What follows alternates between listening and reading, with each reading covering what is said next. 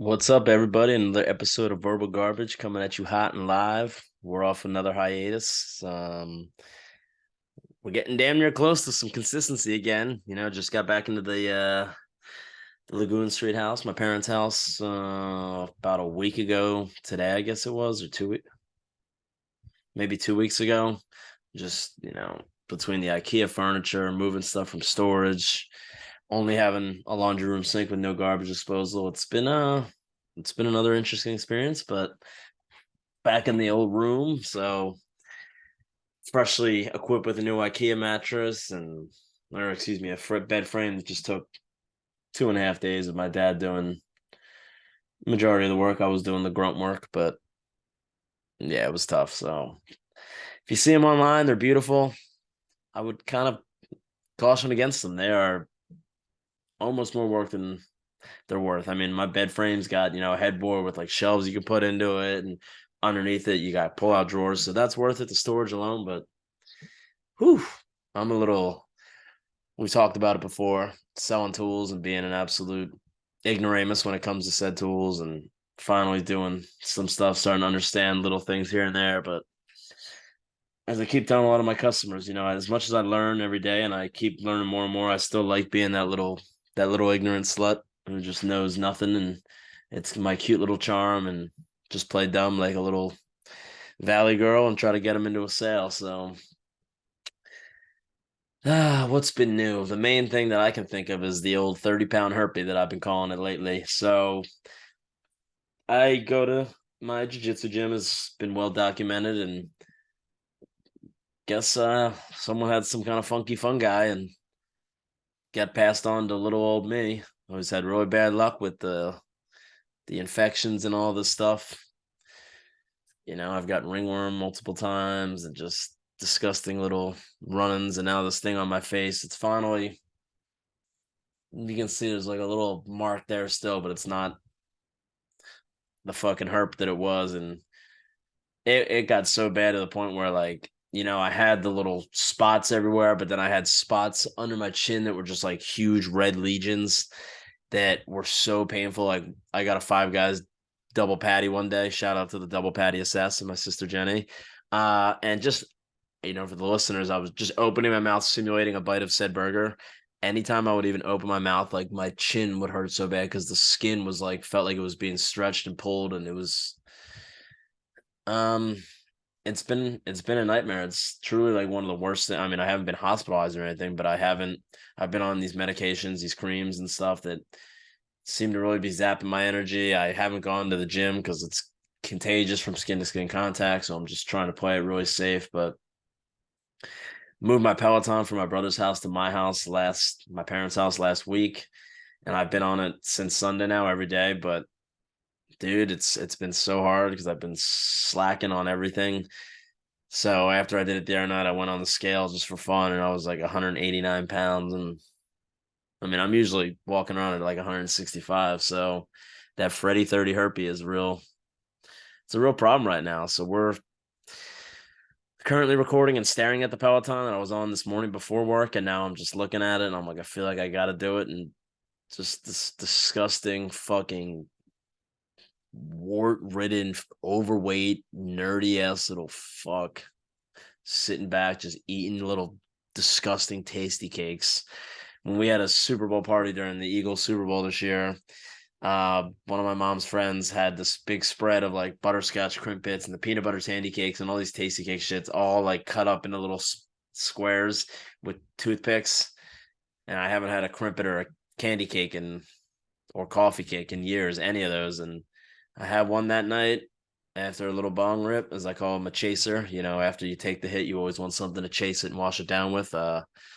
Celebrating the magical holiday that is 420. I took a couple doses after work and then just ate a couple little Sour Patch watermelon gummies just to really accentuate that punch. So yeah, on my work route, I unfortunately discovered a tasty cake outlet, and like an idiot, I walked in there one day, parked the truck outside, and the guy was like, "You must be busy today. How do you get time to stop in here?" I was like, "Well, do you have butterscotch crimpets?" And I made it very clear that I had time. and just sitting back watching the NBA playoffs every night, which I definitely want to go over a little bit, but you just sit there and you don't want to eat, but you get a little hunkering and I'm just looking like between the Peloton and the candy cakes. That's like I'm just going back and forth with them. Like, what do I want? The devil on one shoulder, the angel on the other, and it's been a demon. But I look forward to this challenge, being able to shed the 30 pounds. I mean, you can see when I sit back a little bit, I got a little protrusion there from the breast region. So troubling times ahead, but another challenge. Speaking of challenges, just capped off another week at Snap On, selling them things, and knock on wood, I'm not being braggadocious by any means, but it's just a huge accomplishment for me because I've talked about stepping outside of my comfort zone, going into a field and an industry that's completely foreign to me, intimidating, just so many little things. And driving the truck, that was one part, knowing about tools, dealing with these greasy low. No, I'm just kidding. But yeah, just set a record for my best sales week of all time. And it was a great week, followed by a lot of interactions. And one customer last week, I went into his shop, tried to get a credit payment. His dog bit me on my finger while I was talking to him. And then this week I come in and the dog's back behind a little fenced in area, but he'd certainly been roaming the night before that morning up, because there was just 3 humongous piles of shit just right when you walk in the shop. And I'm like, it's like a lawnmower repair shop. And I'm like, imagine you're just a customer, you walk in, you just see just piles of dog shit on the floor. So, who knows? I went to a Snap-on town hall credit meeting the other night and just picking the brains of 6 to 7 other Snap-on veterans and trying to learn from them and a couple guys in the credit department, just trying to better myself, equip myself with more knowledge, be able to sell more tools and make more money. And it's been a challenge. It's very consuming. It stresses me out, but really, really fun, really good time. So I talked about the NBA playoffs earlier. I kind of want to get into those. Sixers are swimming right now. Easy series. Brooklyn, they got some really good wing players and Mikal Bridges, but they're not really a threat. They were never considered a serious contender. And Sixers, Bucks, and Celtics, mainly the Bucks and the Celtics, are threatening to come out of the East. And off the top of my head, Sixers will play the Celtics next round. Milwaukee's going to end up playing, what's the other series? Atlanta, New York. There's game 3 of that tonight. So, or maybe tomorrow night. I think it's tomorrow night, Friday night. Sixers, Celtics, I don't feel great about, but you could argue the Sixers are going to have the best player in the series, him, Embiid or Tatum. Who's better? I mean, it depends on who you're a fan of, what kind of game you like more. B can definitely be frustrating. I've always said this as a Sixers fan. I mean, the body language, the turnovers, the conditioning. There's just some things that now, the shot making ability, the versatility, the defense at times. I mean, he has a lot of things that are unmatched in the NBA, but it's tough. Harden's got his playoff career reputation, if you will. That's not the most excellent that you'd want. I really struggled in game 2, so hoping for a rebound Thursday night, game 3. Think it's going to be easy. I don't think the Celtics series is going to be easy. I'm nervous, but how many years can you fuck it up, right? So this really, I'm hoping it's going to be their year. They can kind of break through and do their thing. Milwaukee, I think, still going to come out of the East. I think Sixers will end up losing to them in the Eastern Conference Finals. The West, I have no idea. I mean, it's wild. Kawhi Leonard, just got a message on my phone right before this. He was ruled out for the game, so you're not going to have him in a pivotal game 3 tonight. And I already don't have Paul George, so if you're ever looking for that Russell Westbrook revenge game against KD, back home in LA tonight, missing their top 2 guys. Russ was written off by everyone. It's got all the makings for it. Can he do it? Who knows? But I think Phoenix is going to come out of there. I think Sacramento is going to be Golden State. You got Draymond just adding to his laundry list of just indefensible moves. Now he's stomping on Sabonis. And for the non-basketball fans, I know I'm losing you here, but we're almost done. Sacramento, I think Denver's going to end up winning. And whatever. You get the point. Now, the Lakers, Grizzlies. What an interesting series that is. Got Dylan Brooks talking all this shit to LeBron James now. I think that's going to end up coming to bite Dylan Brooks back in the butt. I mean, LeBron is one of the greatest players of all time. He's late 30s, maybe 40. I don't even know what he is, and he's still having a phenomenal year. So we'll see. We see. A couple other things I wanted to get to for sure, but this fucking little nudge of a customer still nagging me. What do we want to go for? So yeah, I know there's a lot of El Rio haters. El Rio is my little local golf course. It's not really well kept, but it's near me. It's convenient. It's easy. It's smaller. It's a good confidence booster of a course. Some say it's a ripoff. Some say it's just shitty. Whatever. I mean, I'm not great. I'm learning, but prior to last week, I think the best round I've ever had was like a 99. End up shooting an 88. So this weekend we're double dipping the toes. We're going Friday and Sunday with my buddy. We're doing a home and home. I'm gonna play at his course. He's gonna come play at mine. And when you're playing, it's so hard not to be competitive just for fun. Especially like when I played against my brother a couple times. He beat me one time, and the next time I just smoked his fucking feathers.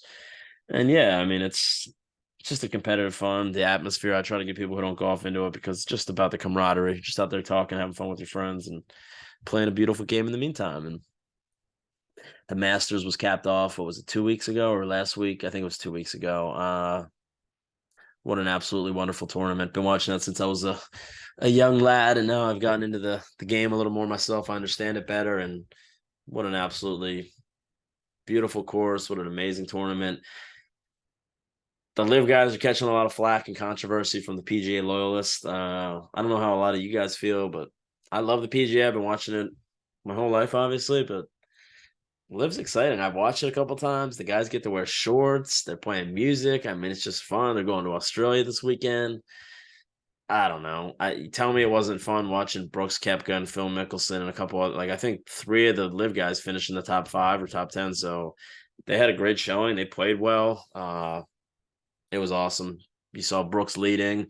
Rahm came from behind, just crushed it. Just I don't think Brooks choked. I think Rahm just played amazing. So it was super fun to see. Sticking with sports, we got the MLB pitch clock.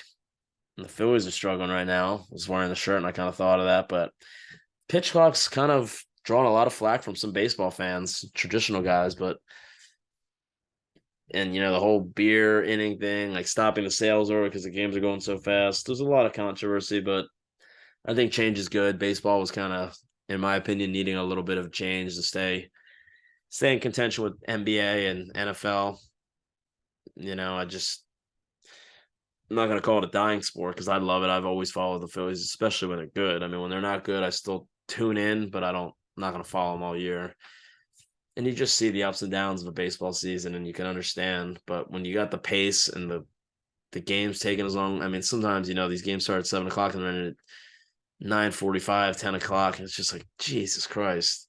Now you're having some games over in 2 hours and 20 minutes, 2 hours and 15 minutes. And I just think it makes for a little bit more consumer friendly. You got the in between pitches, how it would be just like tennis. You got like the Nadal who picks his wedgie, he'll grab his shirt 4 times to wipe his sweat, he'll grab his towel. He's just doing it all this shit. And it's just, yeah, 10 seconds might not seem like a long time, but 10 seconds times every time you break in between, just like these pitchers. I mean, it adds up, so I think everyone needs to learn to adapt and just appreciate it because I think the change is really good. So, trying to think of what else I wanted to cover. I just kind of wanted to one of my work customers told me he was listening to something on Spotify, and then out of nowhere something came on automatically, and it was just like it was verbal garbage, and I was like, what? So he was just like, it automatically started playing. He was thinking he recognized that voice. Now, granted, he didn't listen to the whole episode, but it just made me think. I was like, man, I haven't recorded one in a couple weeks, and I was trying to wait till I can get everything really situated and get a nice setup going, but just kind of impromptu brought in a little table, put the laptop on a table. My still running that shitty HP. Waiting to bite the bullet, buy this MacBook and take it to the next level. There was definitely a couple little like Instagram things I had saved that I wanted to kind of talk about just because I thought they were funny. Shout out to the K-pop star that passed away. Moon Bin is his name. I remember in elementary school, like you would have to write your name, and then like when they started teaching us when you would write like I don't even know how to address this. I already sound like a fucking retard, but like you would put your last name and then first comma first name, and like we had two Asian. I almost miscultured them. Two Asian brothers whose last name was I am, like I'm. And I remember we just thought that was so funny. It's like I'm Ben. Yep. Sense of humor still doesn't change much. So Boone Min, rest in peace. Gone too soon, bro. K-pop star for those of you haters. Speaking of non-white current events, how about that Dalai Lama, huh? For those of you living under a rock, this was, I don't know, about a week ago. We can do the share screen. I mean, it's not gonna be big, but we can figure it out here. Okay, never mind. We don't have the video, but if you didn't see it, there was a video of the Dalai Lama, who's that weird little freak in Tibet, I think, right? Tibetan leader. So let me just read the caption for you guys. Tibetan spiritual leader, the Dalai Lama, apologized Monday after videos showing him kissing a child on the lips triggered criticism. A statement posted on his official website said the 87-year-old leader regretted the incident and wished to apologize to the boy and his family, as well as many friends across the world, for the hurt his words may have caused. Um, yeah, I mean, did you guys see the video? He like kissed the boy and then was like trying to suck the boy's tongue. The Dalai Lama asked the boy to suck my tongue. He's essentially like a cult leader, and I imagine that those boys' parents were probably like overseeing this, and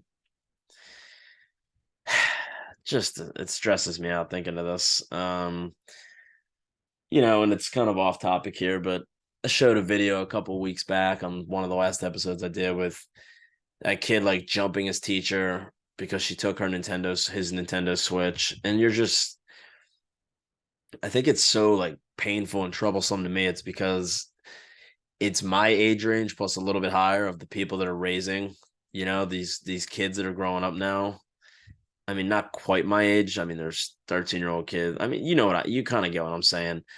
I mean, when I grew up, man, like the worst thing we would do was like, mess with, like I was a dickhead in elementary and middle school. And when we had substitutes, I would be the guy that would, hide under the desk and eat, like have people feed me grapes like a dog and just do weird, stupid shit. And I'm sure I told the story on here, but we had a substitute who like had a whistle. We thought it was a whistle and it wasn't, around his neck. And he had a ruler. Yeah, rest in peace. I'm not even gonna say his name. And he would, slap the ruler when he would try to get our attention.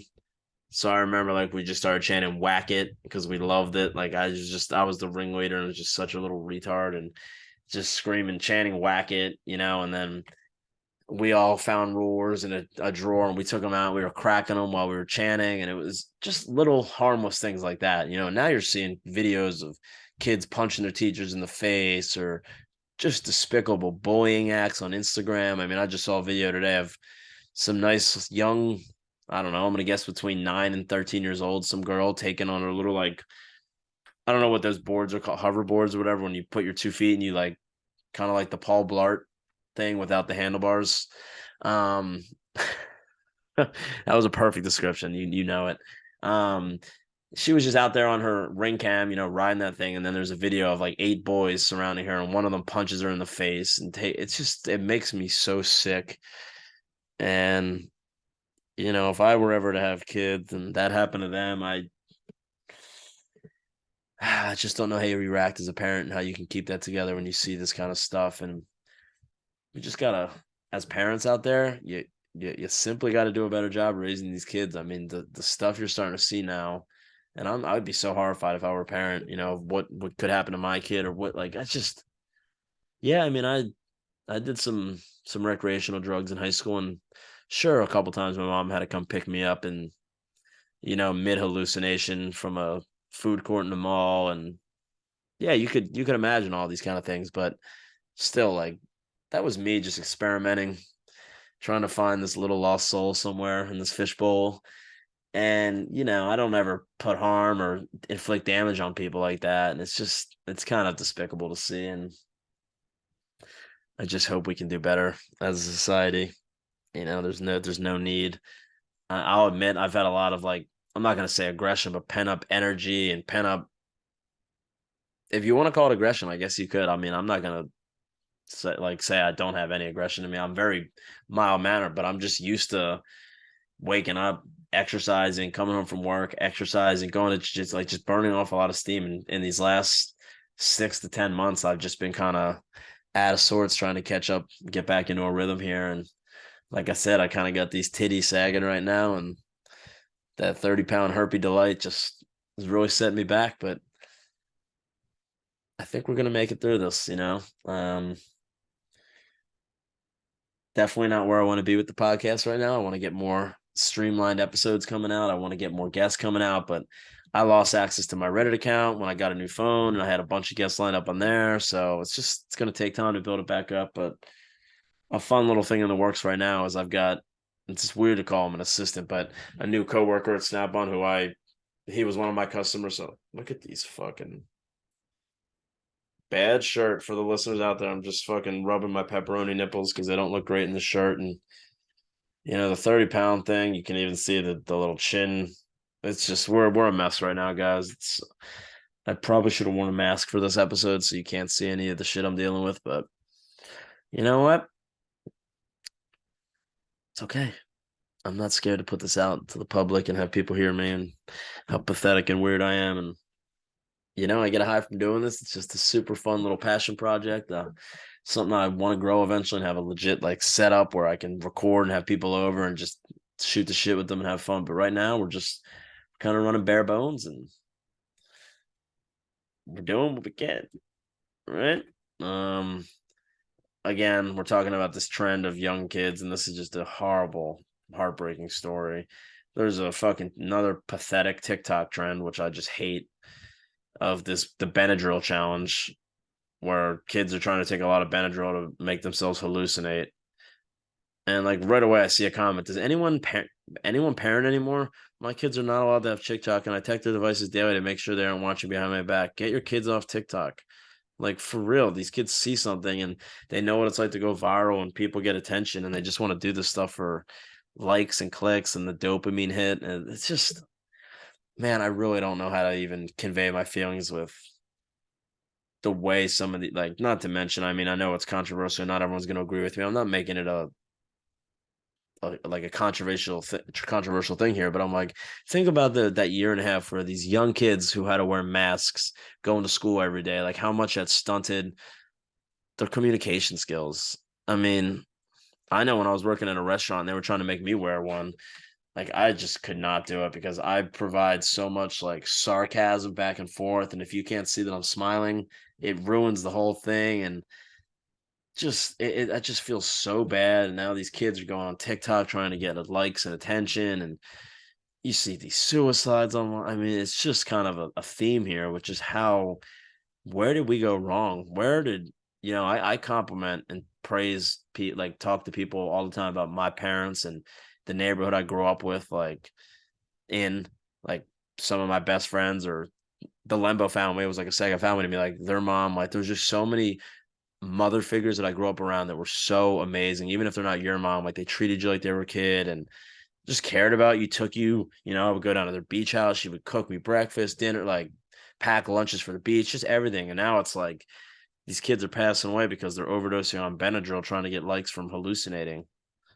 I just don't know where we lost track here. Just so depressing.